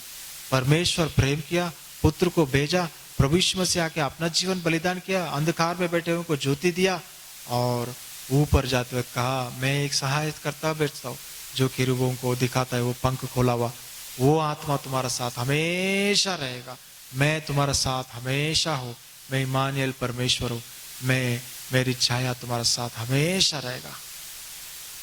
वो तुम्हारी आवाज तुम्हारे कानों में भी सुनाई देगा, तुम्हारा पीछे भी, तुम्हारा साथ साथ चलेगा। तुम्हारा हृदय परमेश्वर का मंदिर है, तुम्हारा शरीर परमेश्वर का मंदिर है। 1 कोरिन्थी 3 अध्याय का आखिरी वचन में देखते इस रीति से हम उस मंदिर है और हमारा अंदर अपने आत्मा को रखा है। कितना अद्भुत है। उन दिनों में बाहर बनाया मंदिर, उस तंबू में प्रभु अपने उपस्थिति रखा, कोई अंदर प्रवेश तक नहीं कर पाया। आज हम में ही वो आके प्रवेश किया, हमारा जीवन को, हृदय को शुद्ध करके। हम इन बातों को समझकर प्रभु को ऊंचा करें, आराधना करें। जब परमेश्वर उस रीति से इजराइलियों को चलाया, प्रभु यीशु मसीह और पवित्र आत्मा अपने स्थान में, जब प्रभु यीशु मसीह इस दुनिया में आया, परमेश्वर और पवित्र आत्मा देख रहे। जब प्रभु यीशु मसीह अपना सेवा करके चले गया, पवित्र आत्मा अभी अपनी सेवा को कर रहे। कितना अद्भुत जो समर्पण है। परमेश्वर बोलता है, जो कोई इस पृथ्वी पर है, मेरा पुत्र के नाम से घुटना टेकेगा, वही उद्धार पाएगा, वो बचेगा। सबको घुटना टेकना ही पड़ेगा। पुत्र बोलता है, जो कुछ भी किया इस दुनिया में, वो सब जो बलिदान किया, वो जो बोला वो उतना ही किया। मैं अपने आप में क्या किया, परमेश्वर बोला मैं वही किया। एक दूसरे को महिमा देते हैं, अपने को महिमा लिया ही नहीं। और पवित्र आत्मा को भेजा। पवित्र आत्मा क्या बोलता है, मैं अपने आप कुछ नहीं बोलता हूँ, प्रभु यीशु मसीह जो बोलता है मैं वही बोलता हूँ। उनके बातों को नहीं मैं आप लोगों को याद दिलाता हूँ, उन्हीं के बातों को मैं बताता हूँ, बाकी कुछ नहीं। ये अद्भुत सेवा एक परमेश्वर हमारा पिता, पुत्र, पवित्र आत्मा ने किया है। उस रीति से हम उसी आत्मा से एक दूसरे को हम इज्जत करते हुए, प्रेम करते हुए, दया से रहेंगे, परमेश्वर खुश होता है, वो आराधना हो जाता है। अगर हम ऐसा जीवन नहीं बिता रहे, हमारी आराधना से परमेश्वर खुश नहीं है बोल रहे। इसलिए हमारा जीवन में हम ध्यान रखेंगे कि वो पवित्र आत्मा को हमें, वो किरूबों को जैसा पंख खोल कर रखा है, वैसा हमारे लिए हमेशा हर बातों को सिखाएगा। कोई तुम्हें सिखाने का जरूरत नहीं, कोई तुम्हें बताने का जरूरत नहीं, हमेशा वो आत्मा तुम्हारा साथ रहेगा। उस पवित्र आत्मा के लिए हम धन्यवाद देंगे। प्रभु के छाया पर, पवित्र आत्मा के जो अगुवाई में हमें लाया, सर्वशक्तिमान की छाया, मतलब वो परमेश्वर उस लहू छिड़काया, वो मेमना को काट के करुणा का ढक्कन पर, और वो किरूबों को सेवा रड़ी है।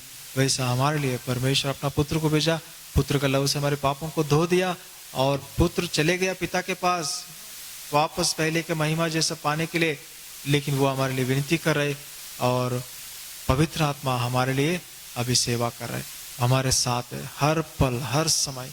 इसके लिए हम प्रभु को स्तुति आराधना करना है, महिमा करना है।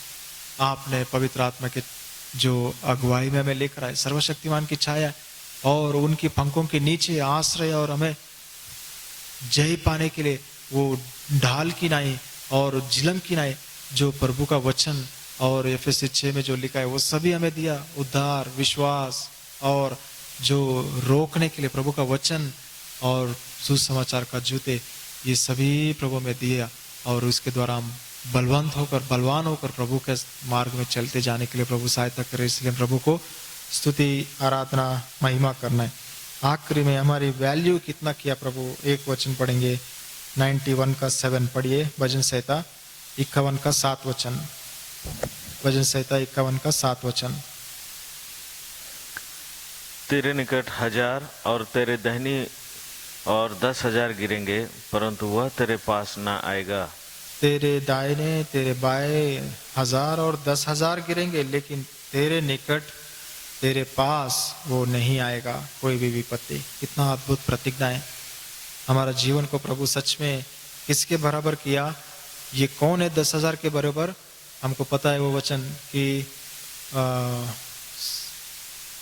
पर श्रेष्ठ गीत में हम देखते कि 5 अध्याय का 10 वचन में, श्रेष्ठ गीत 5 अध्याय का 10 वचन में, मेरा प्रेमी गोरा और लाल सा है, वह 10,000 में उत्तम है।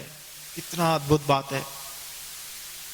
प्रभु हमें बोल रहे कि 10,000 से तुम उत्तम हो, मेरे पुत्र के समान तुमको देख रहा हूं। प्रभु यीशु मसीह ने भी बोला, तुम लोग मेरे भाई हो। हमें अपना पुत्र बनाया परमेश्वर, इसके लिए हम प्रभु को स्तुति आराधना करना है। हमारी लेवल अपना पुत्र के बराबर की हमें कर दिया।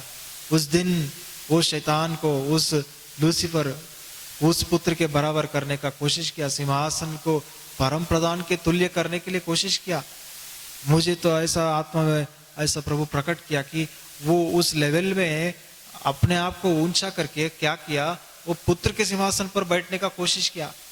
परमेश्वर के समान तो वो नहीं बैठ पाएगी, इतना सोचना भी शायद वो मुश्किल है, लेकिन वो सिंहासन उनके लेवल में करके वो पुत्र की जगह पर बैठने का कोशिश किया होगा करके आत्मा में ऐसा प्रकट हुआ।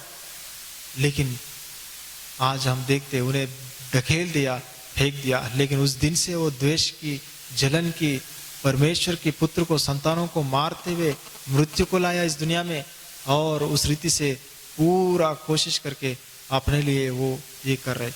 लेकिन प्रभु ने हम पर उस अंधकार और मृत्यु का छाया से हमें हटाकर प्रभु यीशु मसीह का लहू से हमें धोकर शुद्ध करके हमारे मंदिर हृदय में आया। प्रभु यीशु मसीह हमारा हृदय में आया, हमें पापों की क्षमा दिया, शांति दिया, हमेशा रहने के लिए पवित्र आत्मा दिया, और हमें छुपने का स्थान से छाया के नीचे लाया। छुपने का स्थान मतलब वो प्रभु जैसे भी परिस्थितियों में रखा, वो पहाड़ के अंदर हो या गुफाओं में हो, अभी हमें वापस बाहर लेकर आके एक छाया के नीचे रखा है। प्रभु यीशु मसीह की छाया के नीचे पवित्र आत्मा का अगुवाई में हमें रखा है। अभी तुम चलो, मैं तुम्हारा साथ हूँ, मैं तुम्हारा हृदय में हूँ, तुम परमेश्वर का मंदिर हो। अब चलो, मेरी आत्मा तुम्हारा साथ चलेगा, मैं तुम्हारा अंदर हूँ और ये मैं चलाऊंगा। जो अधिकार देते प्रभु और राजा बनाकर प्रभु को, उनका जीवन में वो राजा बनकर उन्हें चलाता है। वो चला रहे या हम अपने आप को चला के हम दूसरों को भी चलाने का कोशिश कर रहे क्या? तो प्रभु ऐसी आराधना को स्वीकार नहीं करता है। जीवन भर राजा के लिए काम किया योआब ने, लेकिन आखिरी में वेदियों को, जो सिंहों को पकड़ने से भी उन्हें छोड़ा नहीं, वही उन्हें मारा। बाइबल में एक ही एक व्यक्ति है जो उस सिंहों के सामने मार दिया गया, वो योआब है। और हम देखते दूसरा, नेहमिया मंदिर में प्रवेश तक नहीं करूंगा बोला, लेकिन परमेश्वर उनकी सेवा को स्वीकार किया, उनकी आराधना को स्वीकार किया, और 52 दिन में यरूशलेम का गिरा हुआ दीवारों को बनाया। उजिया उस वेदी के सामने घमंड होकर, याजक के तुल्य होकर, मैं सेवा करूंगा, मुझे सेवा दीजिए, मैं करता हूं, जल्दी करना है, ऐसा करके हाथ बढ़ाया, हाथ सूख गया और कोड़ी बनकर ऐसा हालत में चला गया। उसे ढकेल दिया बाहर।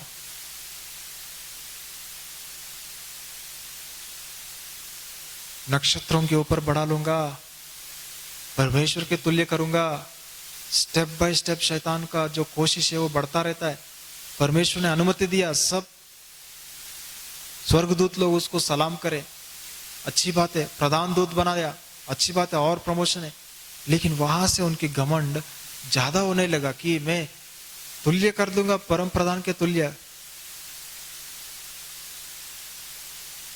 वचन में लिखा है, लेकिन आत्मा ऐसा प्रकट होता है कि वो सिंहासन पर पुत्र का जगह पर बैठने का कोशिश किया, प्रभु ने ढकेल दिया, और वही पुत्र को उसके सामने नीचे भेजा, जाके तुम उसके सिर को कुचल के आओ करके। प्रभु यीशु मसीह आके मानव रूप लेकर, दीन और नम्र होकर आके उस सिर को, जो मानव रीति से परीक्षाओं को और टेम्पटेशन को सब सहन करके अपना जीवन बलिदान करके कुचल के परमेश्वर के पास फिर से जाके अपने सिंहासन पर बैठा। वो प्रभु यीशु मसीह का ताकत है। बिना शब्द, नम्रता, दीनता से, आज्ञाकारी से सेवा किया। पिता जो कहता है वो किया। पिता के पास मैंने जो देख के आया, वैसे ही मैं सब बातों को आपको बोला। यूहन्ना 8:38 वचन में लिखा है, जो मैं देखता हूँ पिता के पास, वही मैं बोलता हूँ। और उस रीति से, अद्भुत रीति से अपना जीवन को बलिदान किया, क्रूस पर लहू बहाया, मर गया, गाड़ा गया, तीसरे दिन जिंदा उठ के हमारे लिए मृत्यु के छाया को, अंधकार की छाया को हटा दिया, उनकी पवित्र आत्मा के छाया में लाया, सर्वशक्तिमान की छाया में लाया, और वो हमारा हृदय में आकर हमें चला रहा है। इसलिए हम प्रभु को, इन वचनों को लेकर हम प्रभु को स्तुति आराधना करेंगे, और हमें 10,000 के समान अपने पुत्र के बराबर में लाया। कितना अद्भुत बात है। पुत्र के समान हमें इतना इज्जत दे दिया प्रभु, हमें उस बराबरी में कर दिया। इसके लिए हम प्रभु को कितना आभारी, कितना स्तुति, कितना महिमा करना है। लेकिन हम योआब की नहीं रहेंगे कि बस मेरा शक्ति, मेरा बुद्धि, मेरा ज्ञान, मेरा बल, हमारा राज्य, हम करेंगे, हम ज्यादा। ये सेवा सोच रहे तो करिए। दाऊद जैसा व्यक्ति चुपचाप बैठा,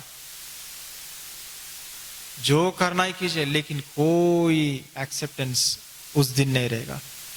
जिस दिन वो आएगा, उसकी आगमन के प्रकाश से ही अंत्य जो एंटी क्राइस्ट है वो नाश हो जाएगा।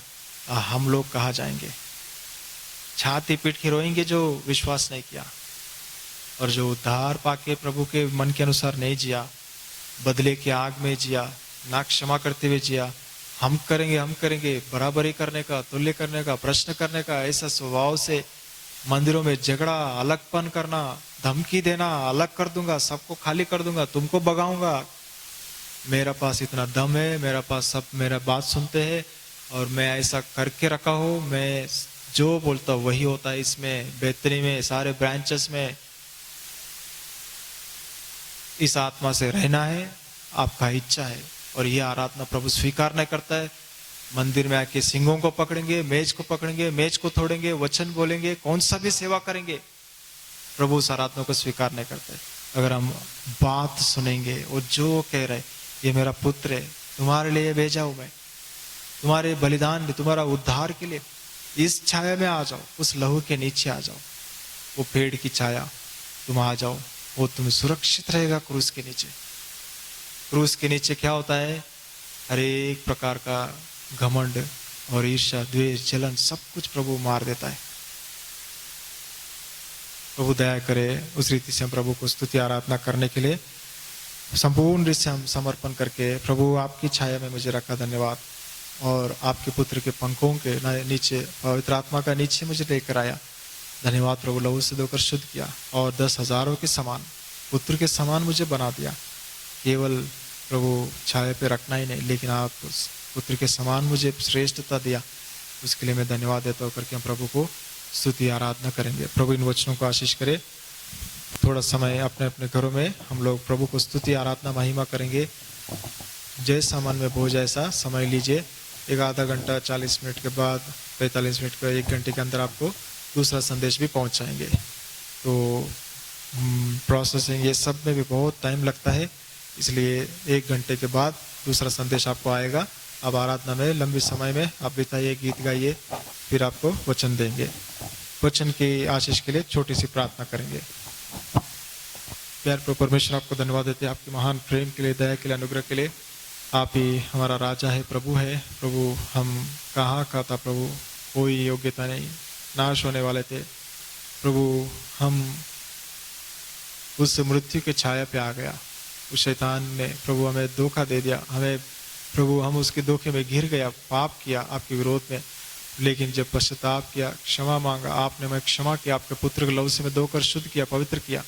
प्रभु हमें ढूंढते हुए आप ही आया प्रभु। मृत्यु के संपूर्ण रीति से हम प्रभु वारिस थे, आपकी दया अनुग्रह हमें दिया और हमें प्रभु शांति दिया, धन्यवाद देते। आपका उद्धार दिया, धन्यवाद देते।